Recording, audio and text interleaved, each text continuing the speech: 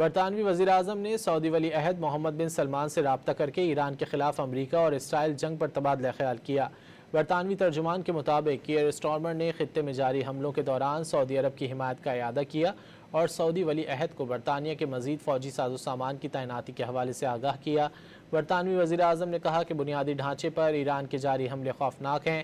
ترجمان نے سٹارمر کے حوالے سے کہا کہ برطانیہ اب شراکت داروں کے ساتھ اہم سمندری راستے سے سامان کی آمد و رفت کو یقینی بنانے کے قابل عمل منصوبے پر کام کر رہا ہے۔ برطانوی وزیراعظم نے سعودی ولی عہد محمد بن سلمان سے رابطہ کر کے ایران کے خلاف امریکہ اور اسرائیل جنگ پر تبادلہ خیال کیا۔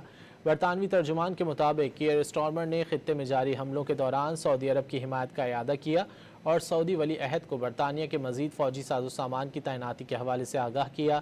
برطانوی وزیراعظم نے کہا کہ بنیادی ڈھانچے پر ایران کے جاری حملے خوفناک ہیں۔